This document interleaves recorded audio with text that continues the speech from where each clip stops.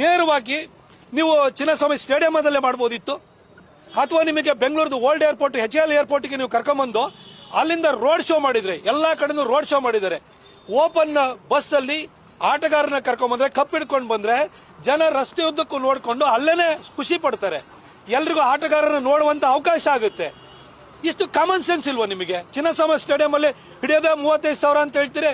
ಹಾಗಾದ್ರೆ ನೀವು ಏರ್ಪೋರ್ಟ್ ಇಂದ, ಓಲ್ಡ್ ಏರ್ಪೋರ್ಟ್ ಇಂದ ಚಿನ್ನಸ್ವಾಮಿ ಸ್ಟೇಡಿಯಂ ವರೆಗೂ ನೀವು ಪ್ರೊಸೆಷನ್ ಮಾಡಿತ್ತು ಅಂದ್ರೆ ಲಕ್ಷಾಂತರ ಜನ ಬಂದು ನೋಡ್ಬೋದಿತ್ತು. ಸರ್ಕಾರ ನಡೆಸೋರಿಗೆ ನಿಮಗೆ ಮಿನಿಮಮ್ ಕಾಮನ್ ಸೆನ್ಸ್ ಇಲ್ವಾ? ಅಥವಾ ಪೊಲೀಸ್ ಇಲಾಖೆಯ ಮಾತಿಗೆ ಸ್ವಲ್ಪನಾದ್ರೂ ಬೆಲೆ ಕೊಡಬೇಕು ಅಂತ ಗೊತ್ತಿಲ್ವಾ? ಆಯ್ತು, ಈ ಜಮೀರ್ ಅಣ್ಣನ್ ಕರ್ಕೊಂಡು, ಜಮೀರ್ ಅಣ್ಣನ್ ಮಗ ಏನೋ ಫೋಟೋ ತೆಗೆಸ್ಕೊಳಕ್ ಅಲ್ಲಿ ಬರೋದು, ಅಲ್ಲಿ ರಿಜ್ವಾನ್ ಅರ್ಷದ್ ಮಗ ಫೋಟೋ ತೆಗೆಸ್ಕೊಳಕ್ ಬರೋದು.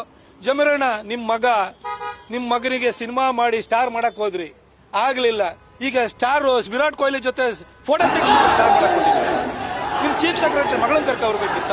ನೀವು ನಿಮ್ಮ ಮೊಮ್ಮಗನ ರಾಜಿಸೋದಕ್ಕೋಸ್ಕರ ಆ ವೇದಿಕೆಯನ್ನು ದುರ್ಬಳಕೆ ಮಾಡ್ಕೊಳ್ಬೇಕಿತ್ತ? ವಿರಾಟ್ ಕೊಹ್ಲಿ ಇರಿಟೇಟ್ ಆಗಿ ಎದ್ದೋಗಿ ನಿಮ್ಗೆ ಕಾಣಿಸ್ತಿಲ್ಲ ನಿಮಗೆ. ಯಾಕಾಗಿ ಎರಡೆರಡು ಕಡೆ ನಿಮ್ಗೆ ಭದ್ರತೆ ಕೊಡಕ್ಕಾಗಲ್ಲ, ವ್ಯವಸ್ಥೆ ಸರಿ ಮಾಡಕ್ಕಾಗಲ್ಲ ಅಂದ್ರೆ ಎರಡೆರಡು ಕಡೆ ಸಂಭ್ರಮಾಚರಣೆ ಆಗ್ಬೇಕಿತ್ತು, ಸನ್ಮಾನ ಆಗ್ಬೇಕಿತ್ತು.